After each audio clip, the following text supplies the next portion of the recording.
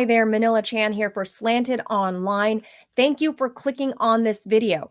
Today, I'll be addressing a horrible, growing, and booming business that is human trafficking. According to the US DOJ and the Department of Health and Human Services, approximately 800,000 people are trafficked worldwide every year. They estimate that around half of those people end up here in the United States. Of those 400,000, the DOJ estimates that nearly half of that number are children. And the largest share of all those trafficked around the world are of Asian or Pacific Islander descent. Now, this dark industry is estimated to rake in between $1.5 billion and $2 billion annually. May is AAPI Heritage Month here in the US, and while the hashtag Stop Asian Hate is trending, the broader media fails to discuss the ongoing exploitation of Asians here and around the world. The DOJ says close to 50% of those people are forced into prostitution in some form or fashion, some sort of, sex slavery. The others are forced into some kind of labor, either at factories or in domestic servitude. Now, in this video, I'll be discussing this humanitarian crisis with Lynn Shaw. She is the founder of Lynn's Warriors, a 501c3 dedicated to ending human trafficking and sexual exploitation through grassroots efforts. You'll hear stories about the women and children she's worked with and helped, and how you could potentially help save a life. Now, please remember to hit the like and subscribe button to help support my efforts in grassroots journalism that refuses to be controlled by corporate media, because their failure to hammer this issue makes them culpable in not raising enough awareness over the lives of nearly 1 million people each year who suffer this sort of exploitation and abuse. Thank you for watching. Here's my conversation with Lynn Shaw. Lynn Shaw, thank you so much for making some time to talk with me about this horrific topic, which I wish we didn't have to talk about, but I also feel like I'm the only person that ever talks about it. I look around the internet, I look on TV, I never see reporters talking about this stuff. On top of it, it is AAPI Heritage Month, Asian Pacific Heritage Month, and nobody's talking about the high numbers of Asian people broadly, not just Asian women, but Asians are among the highest human trafficked people on earth. Can you talk to us a little bit about that? I mean, absolutely. Thank you, Manila. First of all, you have always been covering this subject matter. It is critical and crucial for the public to know it's fact, because the media is really not covering at all what is going on. And as far as, I don't know where to start with the Asian community.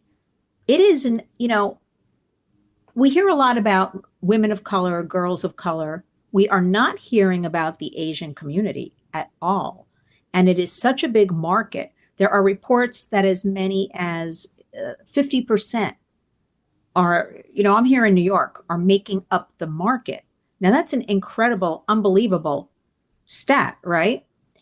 And I don't know why they're not talking about it, because I work with a lot of survivors, Asian, and current prostitutes that are Asian. So they give me a lot of firsthand knowledge about why they think this is going on, how it has evolved, and why nobody's talking about it. So I can share some of that information with you.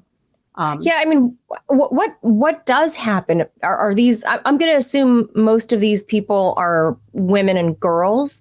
Is that right? Is that a fair assumption? Yes, it is. It's probably in the Asian community. It's probably close to 92% are girls and women, and the rest are boys and men. Yeah. And how does that happen? I mean, they're brought here from the Asian continent. How do they get here? Most of the people I've spoken to start out simply living in a depressed, society and being economically depressed. Yes, economically depressed, and also that the male rules, and they want to get away from that. They're under the thumb of a husband or their father figure in a lot of these countries.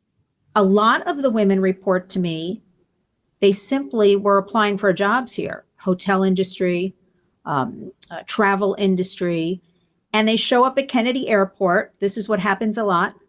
They think the bank, if they think they're going to work for a bank or a hotel, A a legitimate driver, job. a legitimate job.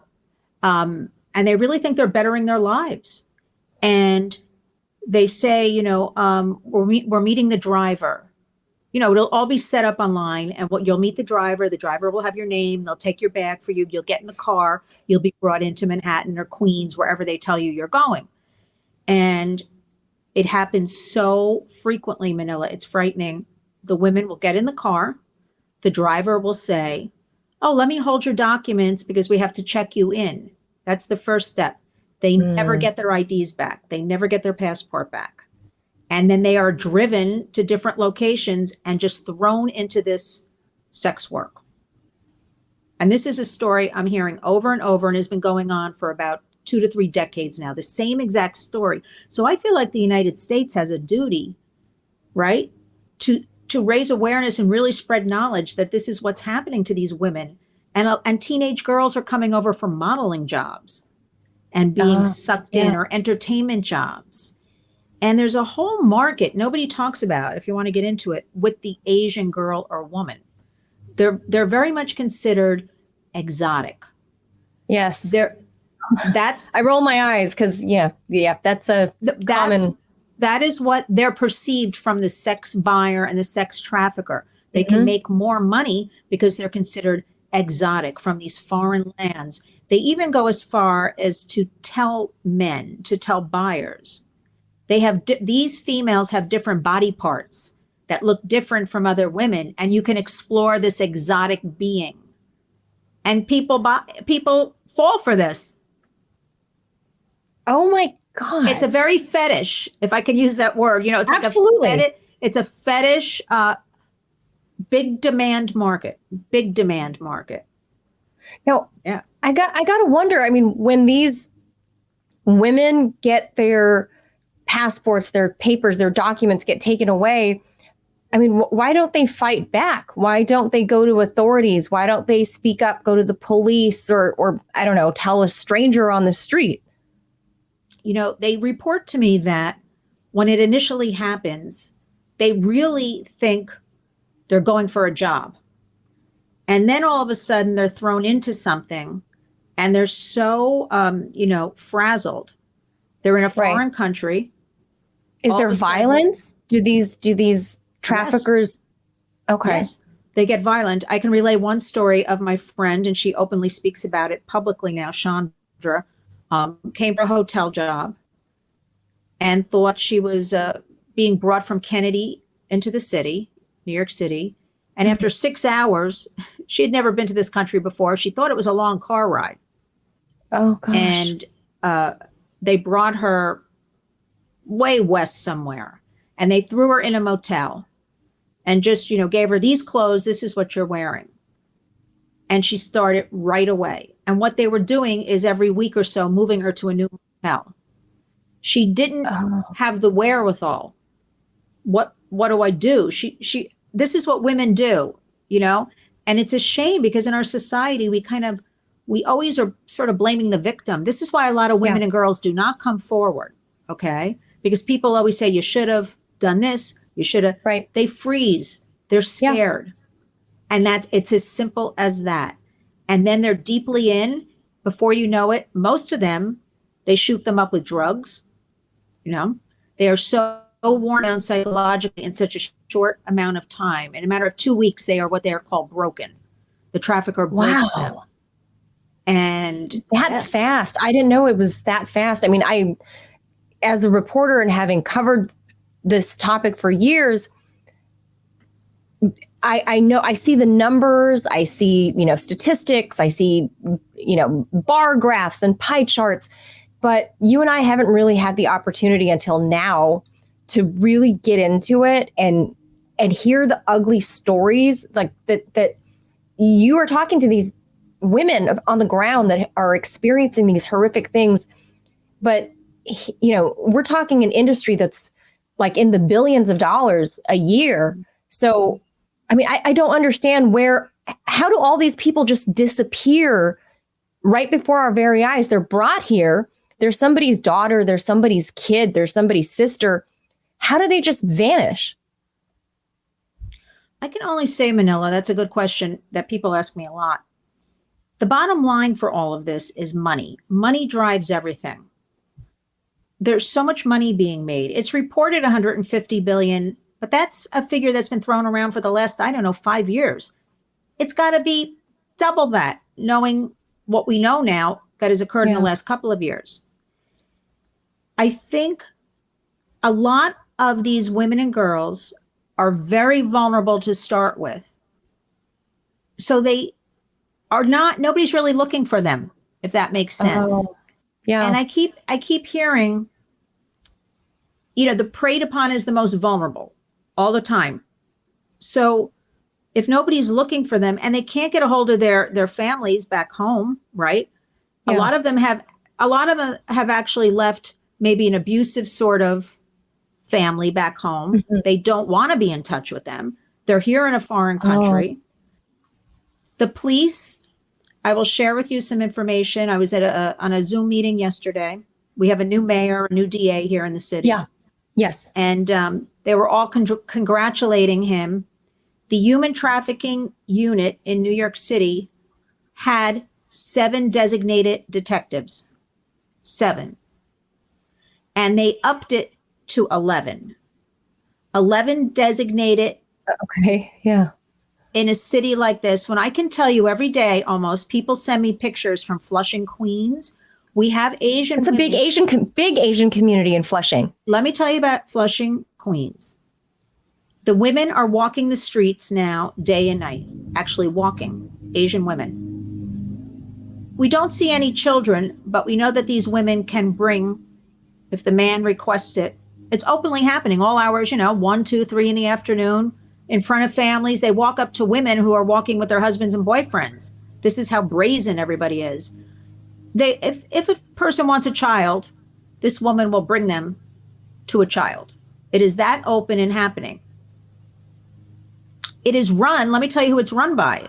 Get ready. Chinese women are running these trafficking rings in Flushing, Queens. Everybody seems to know about it, Manila, and nobody's doing anything about it because, well, here in New York right now, nobody stays in jail. Nobody gets arrested. Nothing. So it's now supply and demand, right? And also, a lot of the men want Asian women because they have these fantasies. I've heard this one a lot, where the woman will be very subservient, very bowing to the man. Yes. Role playing, Yes. So, I was always the rude awakening. Let me tell you, Lynn. I wanted to say something, but I'm like, not our Manila Chan. But you know what, Manila, our American media, think about it, back our entertainment landscape, the way we portrayed, say, Asian women, right? In yes. movies from the 1930s. Yes, you 40s, worked in the industry. You worked in the entertainment industry for a long time. So you've seen firsthand how they portray women and girls that look like me. They didn't, they portrayed them as, the joke, the subservient, the bowing to the man. Right. That's until fairly recently. That's it. Until fairly recently. Right. And even now, you don't see many Asian women and girls in the entertainment landscape. They're not even, well, that's another subject, but right. That's the way they've been portrayed. So the public views that way. Right. Fantasy. That adds to the fantasy, like you said. It adds to the fantasy. And again, there's a lot of talk about our women of color and we love everybody. Yeah. We want everybody help. Yes. I don't hear anybody really talking about the Asian community. No, that's for all the, the hashtag of stop Asian hate or what have you. I mean, that was like a blip during the COVID lockdowns, during the pandemic. But for so much longer, and I know this because I've known you for many years, for so much longer, there has been a greater pandemic, I would say, in the way of human trafficking, sex trafficking of Asian women in particular. And that is something that the news media never talks about. I mean, they might touch on it like at the Atlanta spa shootings a year or so ago during the pandemic, where that young white man targeted 3 different Atlanta area spas, and he, killed 8 people, 6 of whom were Asian women. And he went and blamed being a sex addict and that this wasn't an Asian related hate crime. It wasn't, so that kind of topic was up there in the news cycle for just a minute. And then we move on. And the Asian community becomes, just something that showed up for that one hot second.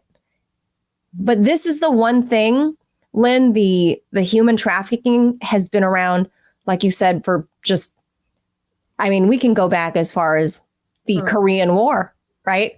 Where, people are bringing home their Asian brides, if you will. And the fetishes began. And now I'm looking at these startling numbers, and I know you deal with these numbers every day, but it says, and again, to your point, Lynn, every number I look at there's just nothing current and nothing, even the State Department's numbers don't match with these NGOs, these 501c3s, such as Lynn's Warriors. Nobody's numbers seem to match. So I'd like for you to address that. And this 2018 number I'm looking at here, the top origins for victims of human trafficking are the United States, Mexico, and from the Philippines. So an Asian, a poorer Asian country, like you said, high volumes of poverty rate there. People tend to leave the Philippines a lot. You find Filipinos, they often are, if you go to Dubai or what have you, you find tons of Filipino maids and service industry workers. And people don't talk about what happens there, but some of the nannies there, horrible things happen to the Filipina nannies. And nobody talks about any of that. Or some of these Thai ladies, same thing. They get trafficked out. Nobody talks about them. And I got to wonder why. Is it a media representation thing? Is it there's bigger news to cover because there's bombs dropping? I just don't understand when you have literally hundreds and hundreds and hundreds of thousands of people a year being trafficked. How do they just go poof, disappear into the world? Because if you start stacking the numbers up, we're talking in a 5-year span, millions of people. Mm-hmm. Let me share a couple of things with you. You talked about the Philippines a little bit. Right now, there's a joint operation between the FBI and the Filipino, authorities, because most of the servers, we have to remember, a lot of this, almost all of it, is starting somehow online. Okay, we know that every platform that we use, Manila, has sex trafficking on it. The predators on it. Every single one. Instagram, TikTok. Yes. Everything. Facebook, Twitter, you name it. The predators are there. Gosh. Okay. Wherever people are, the predators are there. Wherever the kids are, predators are there. Law lags behind technology. This joint task force is because these servers are now in other countries where these predators are working out of. So this has become a problem because we know a woman could be sitting, I don't know, in China on a computer or somewhere else. And that's how it begins. Somewhere like that. I want to say this has been going on. I actually sent you a story about the early 1900s. I don't know if you read it yet. Sort of the origins of this sex trafficking, this woman from China. Mm-hmm. We're not ending it. We're not going to stop it. It's the biggest moneymaker. Law enforcement tells me, Homeland Security, it's bigger than the drug trade, trafficking in human beings. So we have to accept, unfortunately, it's here to stay. It's escalating. So what are we going to do?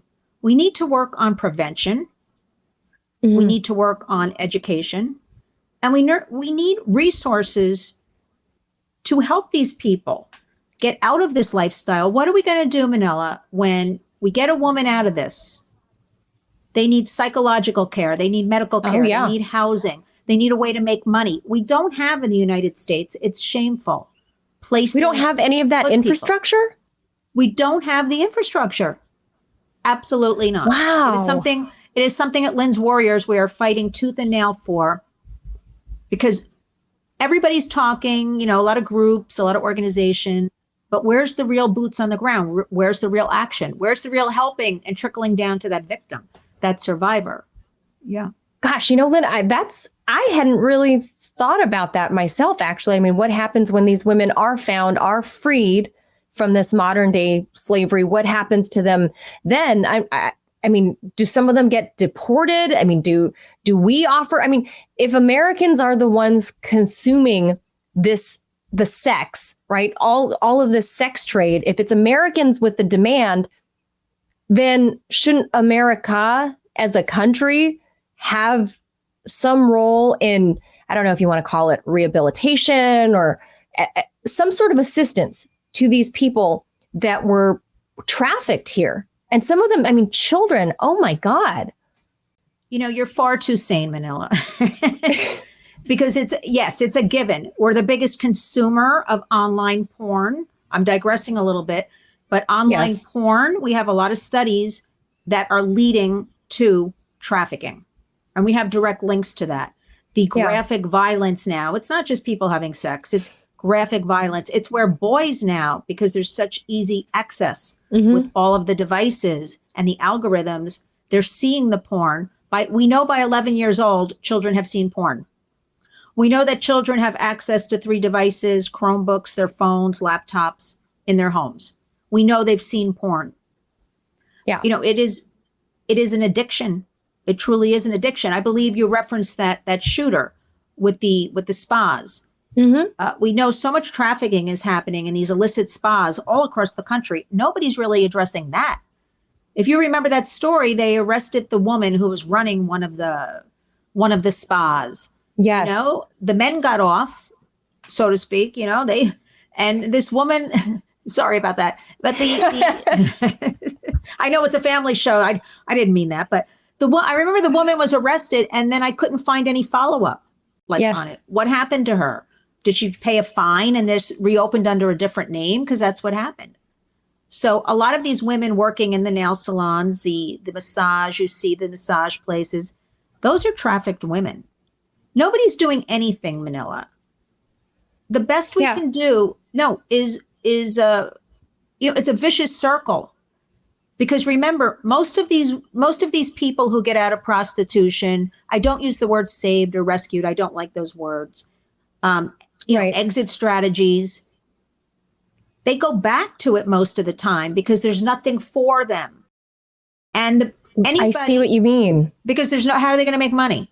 Right. Because as you said, I guess none of us have thought about this, that even me, who's a little more well-versed than the average, Joe Schmo on the street about this stuff, only by, the nature of having been a reporter for so long. But even I hadn't thought about that what happens to these women when they are freed? What happens to them after, here you go, here are your papers, and now you're walking on the street in Midtown Manhattan by yourself? I mean, it just blows my mind. It blows my mind. I mean, is there a halfway house? Is there? I'll tell you, there are only 2 accredited safe houses for women in all of New York City. I work with one of them, Lifeway Network. They have 2 houses, one in the Bronx, one in Queens. And then there's another organization. There's also, it's only 14 beds, Lifeway Network. Wow. However, they take the women in. You have to be 18 though. And it's full until you're ready to re-enter, up into job training, if it takes a year or 2. So the program works, and it's all private donations, no government money. And then I know other organizations getting loads of government money, like a Covenant House, if you've heard of Covenant House. I have. And they deal with 16 to 26-year-olds, Covenant House, here in the city. And you know what? Because I live near Covenant House, Manila, I see the pimps hanging out on the street outside of Covenant House. And I know because I work with them, the kids go back to it. They're allowed to check out for the day or go to a class outside if they're staying at Covenant House. And a lot of them are going out and, being sex trafficked and willing. It's the only life they know. And we have to remember it's easy money.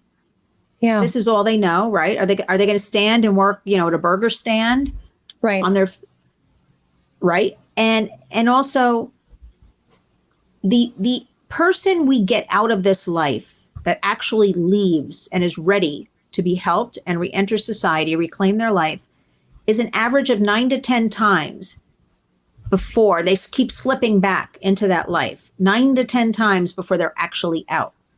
They could be out for 6 months and they slip back into it. Okay. So it's a really tough thing. And you mentioned earlier the foster care system. Mm-hmm. We have studies that say 63%. Remember, any studies, it's a higher number all the time, okay? Because a lot of things don't get reported. 63% of the girls that are sex trafficked are coming out of foster homes, group homes. They're being re-victimized also. There's a big problem with the homes actually trafficking and re-victimizing the kids. So how do we break the cycle? When there's so much money, so many people are complicit. It's one person at a time. It's very grassroots. That's what we do at the Warriors. Hands on grassroots. Now, Lynn, seeing as it's such a huge industry, I mean, we're talking multi-billion. I mean, I think they need to hear me say that again. Sex trafficking is a multi-billion-dollar a year industry in the United States. That accounts for, the US accounts for 50% of that. Whatever that new number is, the US accounts for 50% of that. And like you said, this is tied to porn consumption as well. The most porn consumption of any country is the United States. And one of the things I came across the website fightthenewdrug.org, which you said was very reputable. Very reputable. They said about linking porn to sex trafficking is that they say, for example, the fact that porn exposure has been shown to make consumers less compassionate towards victims of sexual violence and exploitation. However, in other cases, these connections are direct. Viewing porn literally changes your brain chemistry, and it does so in such a way that leads you to desire more of what you're seeing. That becomes even more worrying when you consider how violent and fetishized most porn is. Now, given that the US is the number one consumer of porn in the world, it's no wonder that this society is the one that is demanding the most sex trafficking to it. But also, Manila, we never talk about the sex buyer. We never talk really about ending demand. Think about it. If there were tough penalties for sex buying, that would curb the demand, right? Yeah. That would be a way to... I mean, don't these Johns get busted? So, Manila, they get busted and pay, $100. And again, in New York, nobody's going to jail. So nothing's happening. But say it's, I don't know, another state, and they are going to jail. I'll just say Ohio or something. They pay a fine. Maybe sometimes they have to go to some sort of classes, for their record, and they're done. If we took a really hard like a DUI class. Yeah. But if we took a really hard stance against this sex buyer, ending demand, if we had a campaign, if we had these stiff penalties, you see, it's become so normalized, Manila, all of this sexual, think about this sexual normalization with our kids gradually going on all over, whether it's media, entertainment landscape, the school system, the meeting I was in today. Parents cannot opt out in New Jersey. They teach masturbation to the 5th graders. So I know, I know, again, and you cannot opt out. 8th graders in New Jersey were showed movies without their parents' permission about maybe you're trans. So our kids are under attack from every single side. And our parents are also under attack because parents are overwhelmed. So they can't keep up with what are the kids doing online. I also heard sex trafficking will go on the apps now. And it's easier on apps, no URLs, no foreign countries, no way to trace. So it's going to move on to that. So we have a lot to worry about with the kids. We have to get in there, intervene, educate, not have new victims. Right. And we have to take care of punish the victims. these guys. Yeah, punish them big time. And I'll share with you, there's something called the American Law Institute, ALI. And it's kind of a think tank, and made up of judges and lawyers, supposed to be bipartisan. About a week and a half ago, people in Washington actually called me and they said, "Do you know what they're pulling?" I said, "No, I don't know anything about them." "You don't know in Washington? Something's wrong here if you don't know in Washington." They were coming up where they want to disband, change penal codes. I don't want to get too legalese. We have the National Sex Offenders Registry, right? Yes. You move into a house or an apartment, you're supposed to know if you have you type in your address, see who's registered around you. Or if somebody's getting vetted for a teacher, a nursery school, a job around children, right? ALI, which was once a reputable agency, has proposed doing away with the entire sex offenders registry. No more vetting for jobs working with children. No way. And guess what their argument is, Manila? This is discriminatory. Stigma to that. Now, I say there's a war on for our children. Who is protecting the children? Why are we fighting? We're defending sex offenders and abusers, and at the cost of the risk of our children. Absolutely. As is the ACLU. ACLU used to be also a reputable. ACLU was a reputable at one time. I remember. Wasn't that long ago. I mean, they have gone so far overboard now to, there's that little boy, that story where he didn't use the right pronouns. I think he was in 8th grade and he's getting sued by the other student. It's sheer craziness. All we can do, Manila, is in our own homes and community, educate, be aware. And the biggest thing I want people to do is communicate with your kids, because I guarantee you, like I told you, by age 11, they have seen pornography already on one of their devices. Once you see something, it doesn't go away. And we're not— You can't unsee it. You can't unsee it. It's not just sex. It's violent, graphic beatings. We have reports of girls and boys, their first sexual experiences. It's very widespread now. Ages 13, 14. The first experience is the boy choking out the girl. Girls are showing up in emergency rooms, with their necks all black and blue. And the girls are thinking it's normal. And the boys are thinking, because they're seeing this online. Yeah, it's normalizing. It's very violent kind of thing. So we have a lot to work on with this. The government is not doing enough. I can't believe it. I mean, Lynn, it's right. You can't— where you're at in the city and where I'm from in Los Angeles, and I just went home recently, but across California, Governor Newsom has basically decriminalized theft, basically up to about $1,000 approximately. Right. So, I mean, you go into a CVS and it's like a showroom for toothpaste and dental floss, right? Because it's like crime has been allowed tacitly in California, and that's a little bit terrifying. But it's and I don't mean to get all Rudy Giuliani, broken windows theory on this, but there is something to that, right? There is something to that. There's a lot to that. There's a lot to that. That it also trickles down to our kids. And it means even more to me now that I am a mother. Right. And when I go home to my home state and I see crime is rampant, I see prostitutes walking around like never before. I mean, they were always there, but they were kind of lurking in the shadows. Now they're kind of out and about, and they're always women of color. And kids are— I don't even know what to make of kids anymore, because all they do is their face is in the phone and they're not looking around. I'm not saying stranger danger is the biggest problem, because stranger danger on the street is less of a problem than the stranger that's in the palm of your hand. And that's what maybe because you brought that to my attention, but when I went to LA, that's all I saw was kids on the phone. And you got to wonder what they're looking at, who they're talking to. Do their parents know?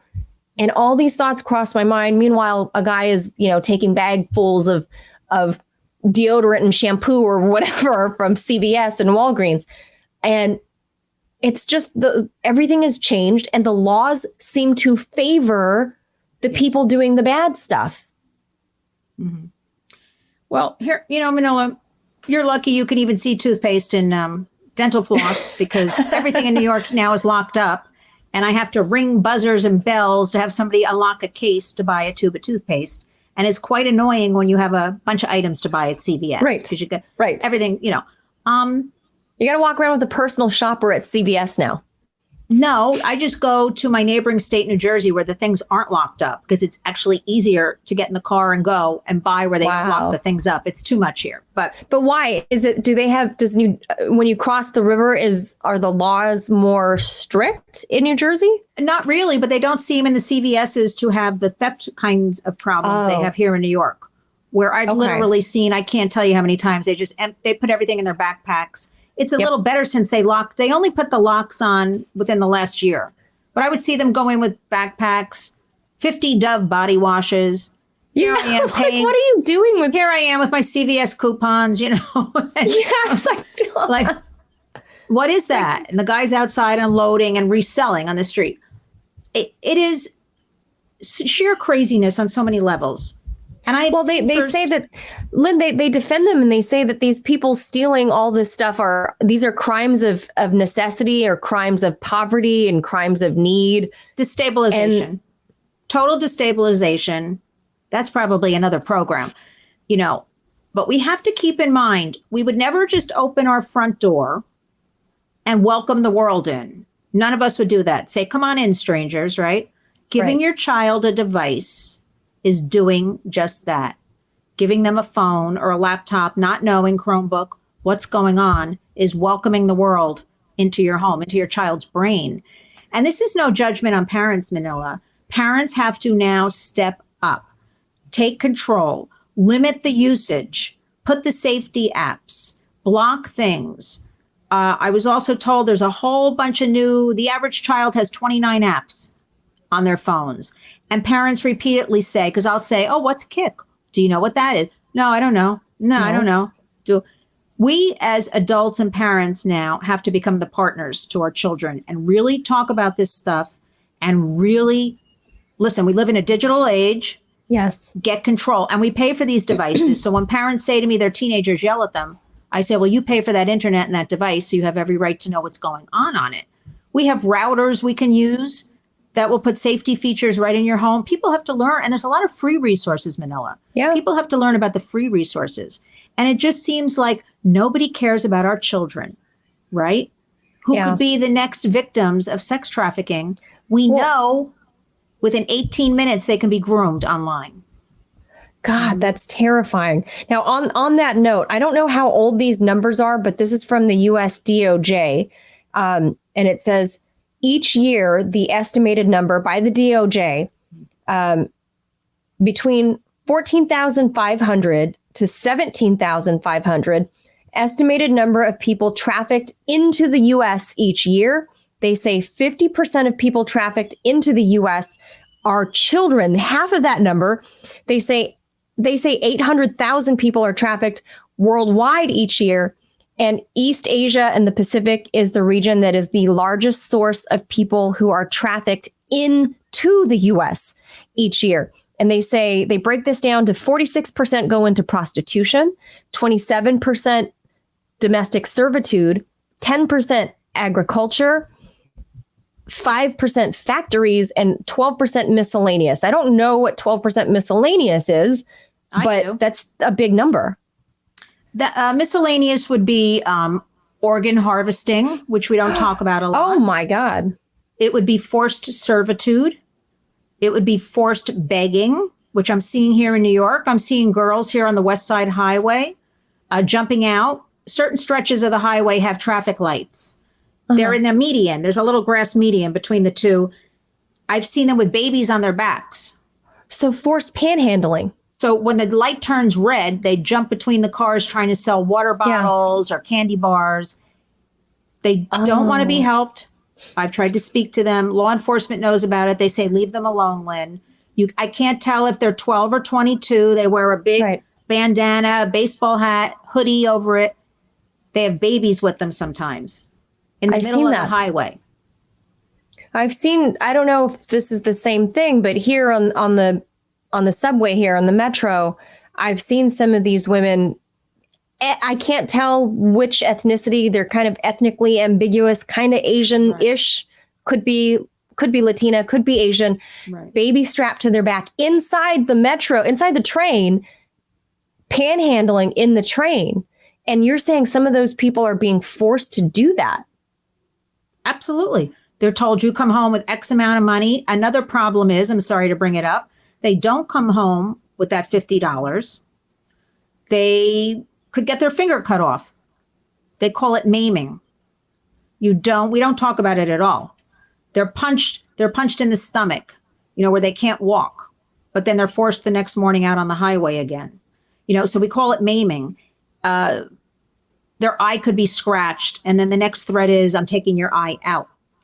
Oh, God. It's brutal and it's violent. And I want to know why the United States of America is allowing this, right? If I know about this and you're talking about it and we're trafficking any of those figures, Manila, from the DOJ, higher.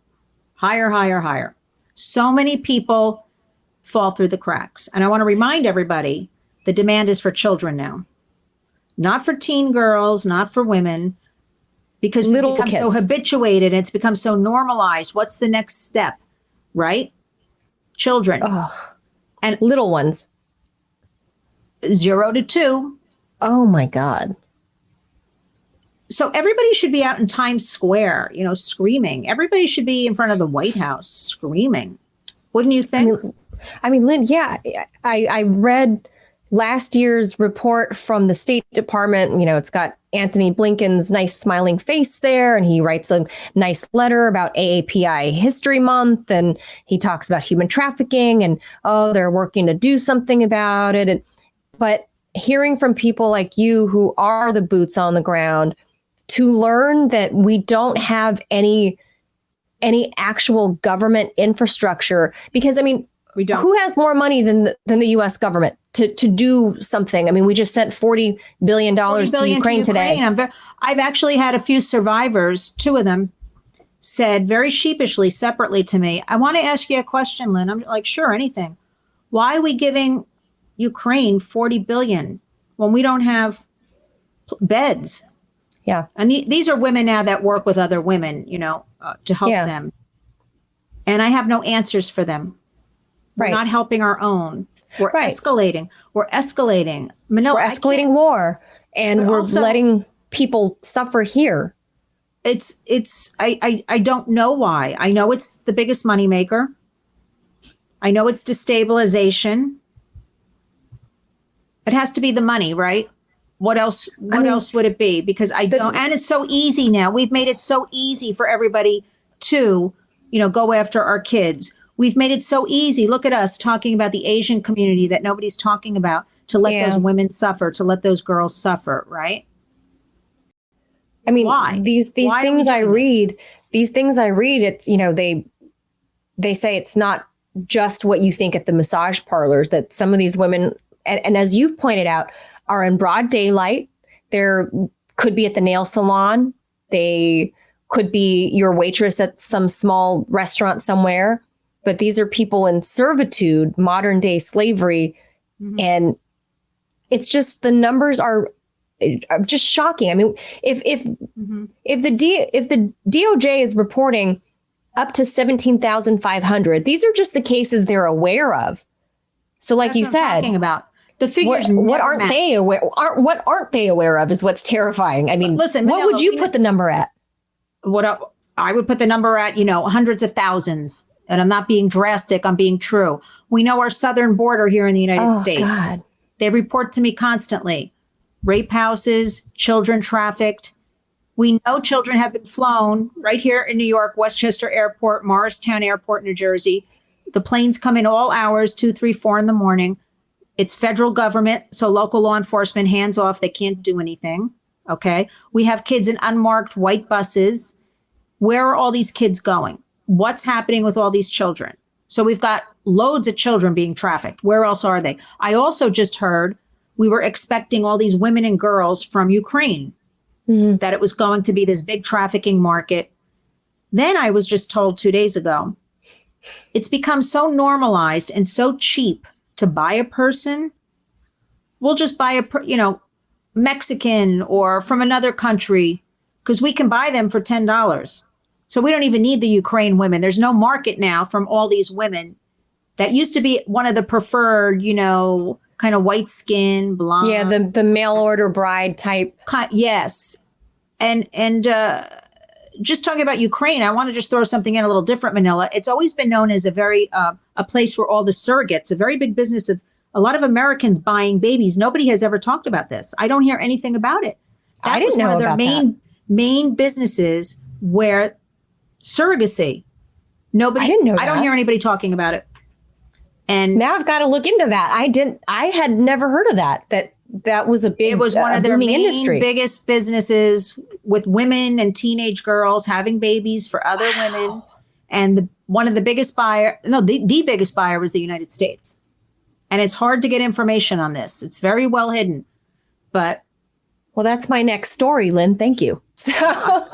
so Manila, there is so much happening. So I think another tip, parents, grandparents have to really be aware of the kids, what's going on, talk to the kids. I also think if you think something, call 911, at least report it. I have so many people say to me, I saw something 5 years ago. I saw something 10 years ago. I should have reported. I knew that girl in the airport didn't belong with that man, or I saw that girl in the ladies' room at a mall, and there is the human trafficking hotline.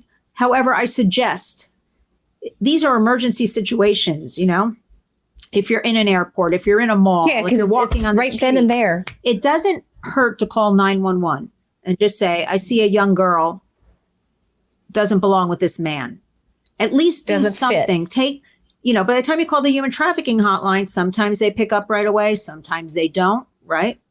Yeah. So we have to do whatever we can do. And we have to be on the lookout. I post a missing child every single day on Lynn's Warriors. There are thousands and thousands, Manila, boys, girls, young women, young men. Remember, boys and men are the ones we don't talk about. Yeah. Those are the forgotten ones. And they compose about 9% overall of sex trafficked victims. It's more women and girls, but still, everybody matters. So I think as far as what can we do about the Asian community, we can only do what you're doing, Manila. We can only talk about it, raise awareness, provide some resources to the whole thing. We have to educate these women coming here, though. They're not coming for these jobs that they think they're coming for. That is fascinating. Our country has to get the word back to those governments, to that. Yeah. These are scams. Yeah. I hear the same story over and over again. I didn't know that. See, I thought, I don't know what I thought about the women coming here. Like I said, for me as a reporter, I've always had sort of a more clinical look from 30,000 feet. I'm just looking at numbers and data. Dig deeper. And it just never occurred to me like how these women got here. I didn't realize they were getting duped for, someone's dangling that golden carrot, say, come to the US, we'll get you a better job, we'll better your life. It's fine. You don't need a college education. Just come here. Exactly. And they also report to me something that I've heard for 40 years now, Manila. These women and men too, they hear here in the United States, our streets are paved with gold. Yeah. And they really think that. And they fall for that. So they think they're going to come here and live and these are hardworking people. They want to come and work and with make good money. intention. And they're taken advantage of. And I just want to finish up with something, make everybody aware. Here in New York State, we are facing the full decriminalization of the sex trade. And what?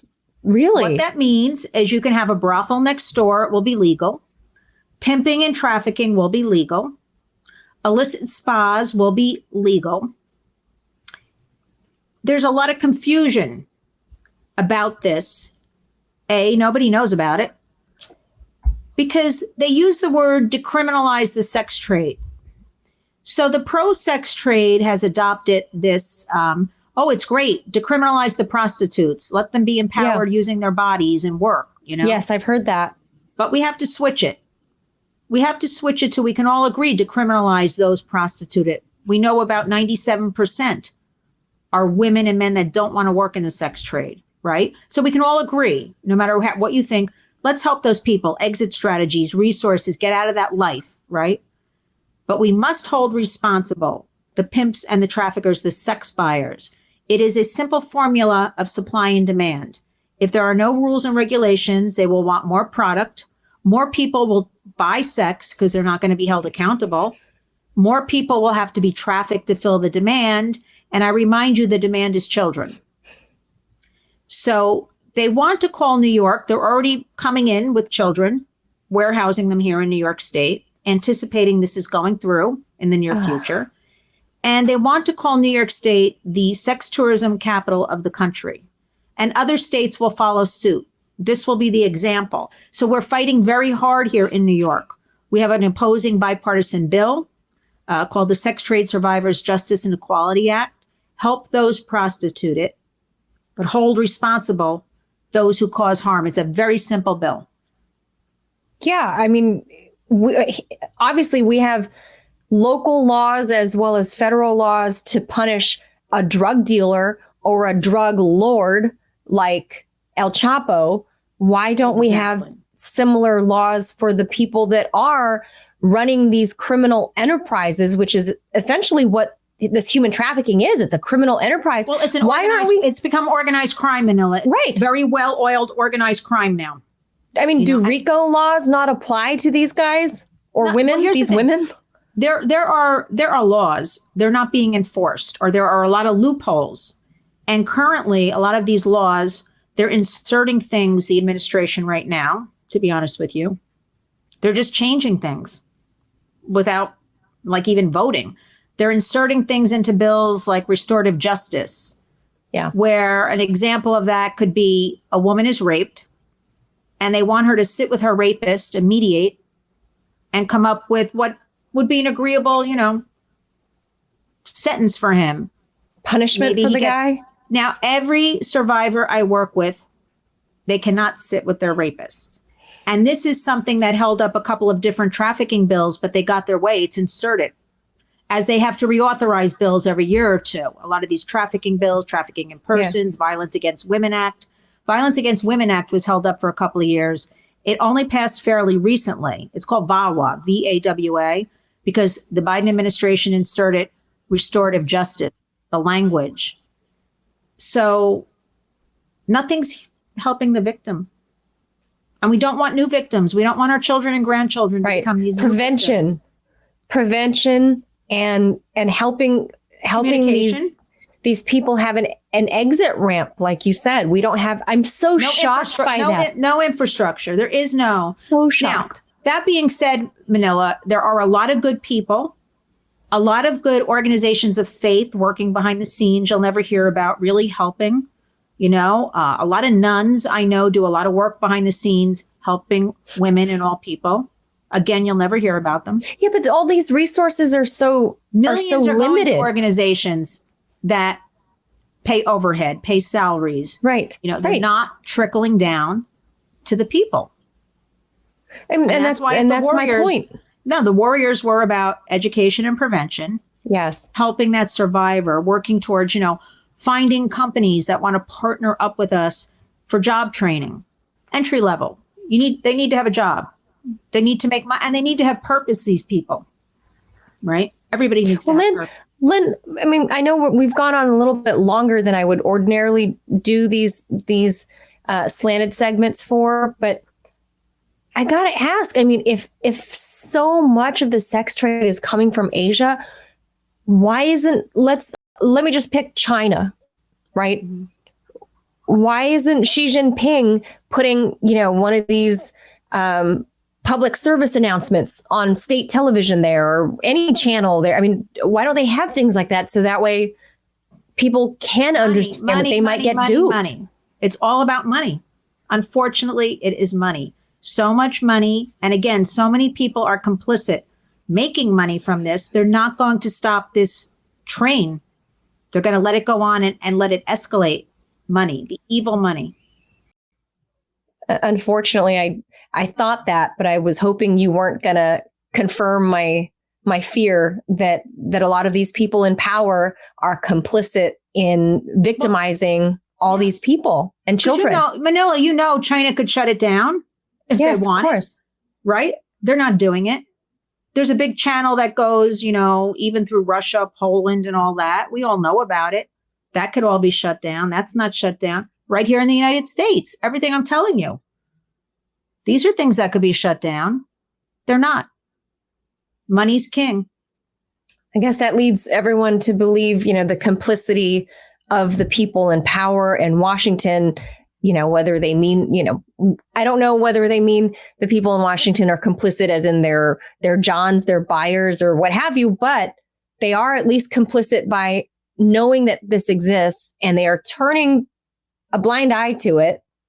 And the world leaders, in Asia, they have to know. I have to imagine that they all know that this is a problem. They all know. And Manila, these are human rights abuses. It's bipartisan. It belongs to no political party at all. Right. This is just human rights abuses that are allowed. This is allowed to go on, and it's shameful. I'm very happy that I get to talk to you about this. And now, because I have my own YouTube channel, thank you very much, that we get to talk at length, what I have always wanted to do with you. We never get that much airtime prior to this, but it's scrolling there at the bottom of the screen. People can see. They can go to lynswarriors.org. You have a 501c3. This is, you are truly boots on the ground. You are the hardest working lady I know to try to help people you don't know. So I don't know them. Hats off to you. Thank you. And the work that you do. And, of course, we talk about this at least once a year, you and I, through the years on my previous television show. And now I have the freedom to do it more often. So there's that. And so I want to thank you, Manila, because you've always been an ally. You've always been very generous with your time and spreading messaging. And I want you to get after the Asian community. I'm trying. We have to dig deeper and stop this. And we have to, because nobody's talking about the community. I agree. That's why I started. That's why I started Slanted Online, was because there's the community of Asian Americans and Asian people more broadly, and nobody's addressing these very serious topics that impact this community of people. And, you might get a mention of, it's AAPI Heritage Month every May. Yay! Clap, clap.